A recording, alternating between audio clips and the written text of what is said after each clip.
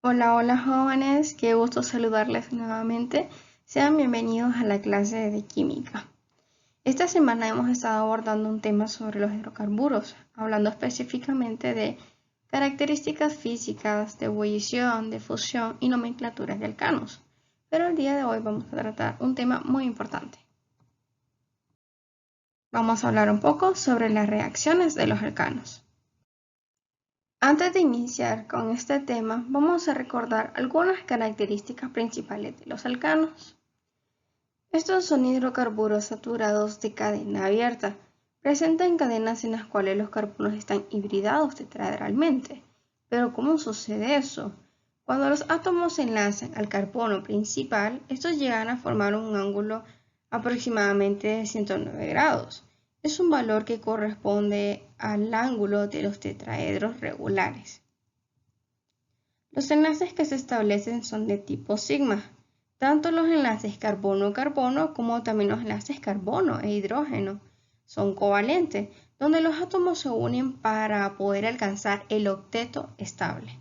Son compuestos fuertes y difíciles de romper por este enlace sigma que los une, y ya que esto es tan difícil de hacer que se separen, para que se lleve a cabo sus reacciones se debe dar frente a reactivos muy potentes y bajo condiciones fuertes de temperatura y de luz. Recordemos también que la fórmula general de los alcanos es CnH2n más 2, donde n nos indica la cantidad de átomos de carbono compuestos en este hidrocarburo. Sus nombres van a terminar siempre en ano. Hay 4 compuestos orgánicos principales en esta familia de hidrocarburos y no los tenemos que olvidar: metano, etano, propano y butano. Muy bien, vamos a iniciar con las reacciones de combustión. Cuando sucede una oxidación elevada de temperatura, solemos decir que ha ocurrido una combustión. Mediante esta reacción se va a liberar dióxido de carbono y agua. Es una reacción exotérmica. Esto quiere decir que en su proceso se libera energía. ¿Qué es lo que vamos a necesitar para que se lleve a cabo una reacción de combustión? Necesitaremos de un combustible que en este caso va a ser los alcanos y oxígeno. Nos va a dar como producto dióxido de carbono, agua y habrá un desprendimiento de energía. Para poder comprender mejor cómo es que sucede esta reacción de combustión, vamos a realizar un ejercicio. El combustible que utilizaremos va a ser el butano. But nos indica que va a haber 3 átomos de carbono en nuestro compuesto. ¿Cuántos habrán de hidrógeno entonces? Vamos a seguir la fórmula general para poder saber cuántos habrán en nuestro compuesto orgánico. Tendremos que multiplicar 3 por 2 más 2 nos va a dar igual a 8. Por lo tanto, tendremos 8 átomos de carbono en nuestro compuesto orgánico butano. Vamos a utilizar oxígeno y es necesario un catalizador. En este caso será una chispa o calor. Lo vamos a representar como un triangulito. Siempre que un alcano se quema, no tienen que olvidar que produce dióxido de carbono, agua y hay un desprendimiento de energía. Si bien recordamos, la ley de conservación de la materia nos dice que la materia no se crea ni se destruye, solo se transforma. Tomando en cuenta esto, si entran 3 átomos de carbono, también tienen que salir 3. En este caso va a ser en forma de dióxido de carbono. Lo mismo sucede con el hidrógeno. Si entran 8 hidrógenos, también tienen que salir 8. En este caso será en forma de agua. Como el hidrógeno es un elemento diatómico, tendremos que multiplicarlo por 4 para que podamos obtener los 8 átomos de hidrógeno. Aún no terminamos con nuestra reacción. Tenemos que balancear los oxígenos. ¿Cuántos oxígenos tenemos en nuestro producto? Tendremos que multiplicar 3 por 2, 6. Y 4 por 1, 4. Y 6 más 4 son 10. Como el oxígeno también es un elemento diatómico, tendremos que multiplicarlo por 5 para poder obtener esos 10 átomos de oxígeno.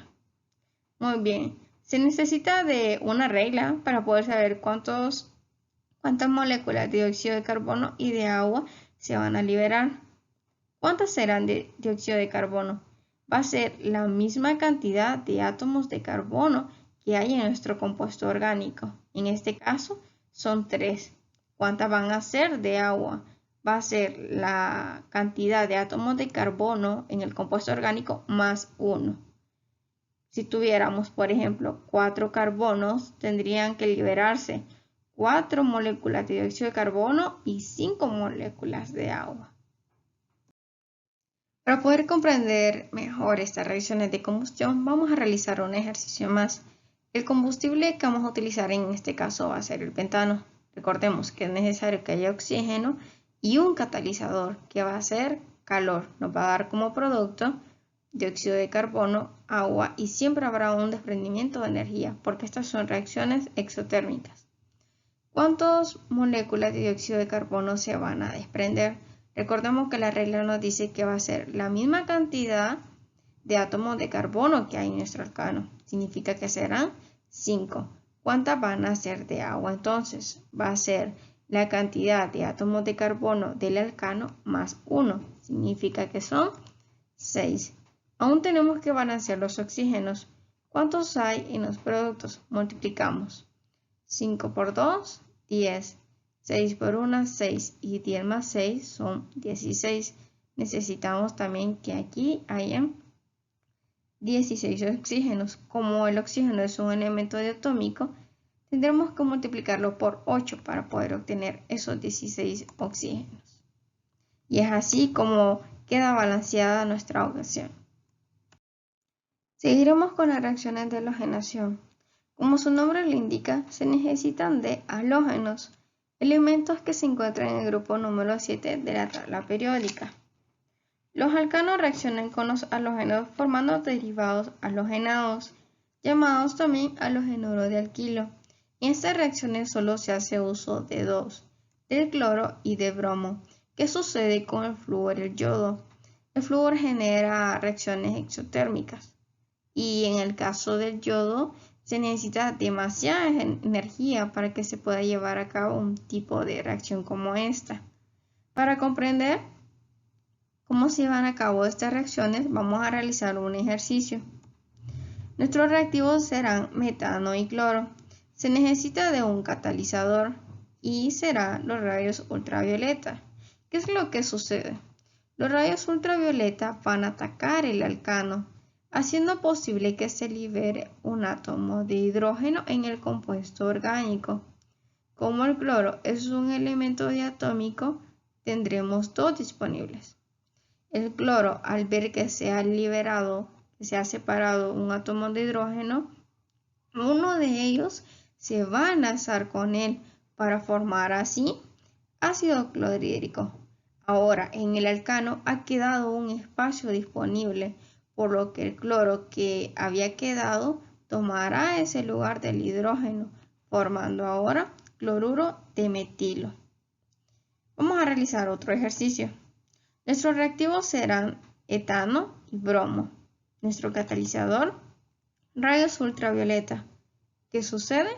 Los rayos ultravioleta van a atacar el alcano, haciendo posible la liberación de un hidrógeno. El bromo en este caso también es un elemento diatómico, por lo tanto tendremos dos, haciendo que uno de ellos se enlace con el hidrógeno que ha sido separado del alcano, quedando así ácido bromídrico.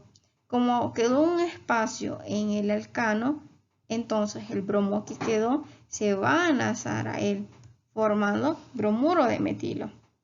Solo hubo un intercambio.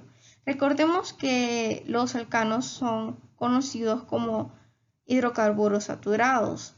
Significa que tienen todos sus enlaces compuestos por hidrógeno. Al tener todos sus enlaces compuestos de hidrógeno, no le permite enlazarse con alguien más. Por eso se debe de quitar un hidrógeno para hacer posible que un halógeno tome ese lugar. Y para finalizar, lo voy a dejar con esta frase. Menos quema de hidrocarburos, más quema de calorías.